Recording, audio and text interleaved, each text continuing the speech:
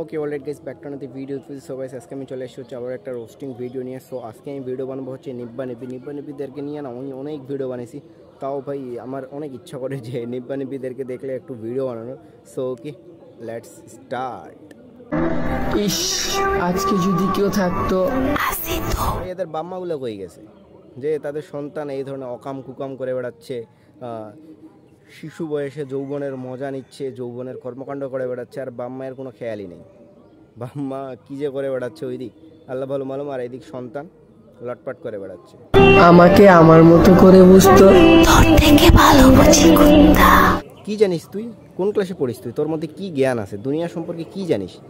দুনিয়া সম্পর্কে কোথায় কোথায় ঘুরছিস তুই? দুনিয়ার মানুষ সম্পর্কে, দুনিয়ার সমাজ পরিবেশ এগুলো সম্পর্কে তুই কি জানিস? তুই তো ভাই কিছুদিন আগে মনে হয় যে মায়ের দুধ খাচ্ছিলি। দুধ খাওয়া ছাড়াই কি প্রেম প্রীতিতে লাগে পড়ছিস? তোর বয়স কত হবে? কত বছর হবে? 11, 12, 13 এরকম বছর হবে। সেটা বোকা চোদা, 4-5 বছর আগেই মায়ের দুধ খাওয়া ছাড়ছিস, আর এইখানে এখন ভণ্ডামি লুচ্চামি করে বেড়াচ্ছিস। তোমারে ভালোবাসা আমি আমার পুরাটা জীবন দিয়া দিলাম, আর তুমি আমারে একটু ভালোবাসা দিতে পারলা না। হুজুরকে যে একটা রেসপেক্ট মানুষ দেয়, হুজুরকে একটা ভালোবাসা দেয়, হুজুরদের মান সম্মান এই বোকাচোদাগুলোই নষ্ট করে দিচ্ছে। এই বোকাচোদাগুলোকে কঠোর হস্তে দমন করা উচিত, না হলে এই বোকাচোদাগুলোর আবির্ভাব এত পরিমাণে বেড়ে যাবে যে লোকজন হুজুরকেই খারাপ, মানে একবারে টোটালি ওই খারাপ বলা শুরু করে দিবে। এই ধরনের এদের ভণ্ডামিগুলো বের করে এদের আচ্ছা করে শাস্তি দিতে হবে, মানে ইসলামিক শাস্তি দিতে হবে। মানে আমাদের ইসলামিক আইনে যেসব শাস্তি দেওয়া হইতো, যেসব দেওয়ার বিধিবিধান আছে সেসব দিতে হবে এদেরকে, এই বোকাচোদাদেরকে, তাহলে এদের উচিত শিক্ষা দেওয়া হবে।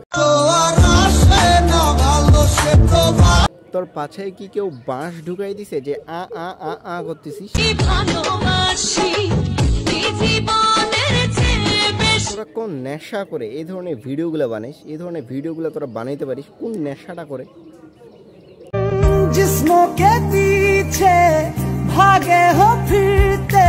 তোকে কি কুত্তা কামড়াইছে না তোর মধ্যে কুত্তার জিন আছে যে জিবাটা বের করে এরকম করতেছিস? না তোকে কুকুরের পাছা চাটতে মনাইছে?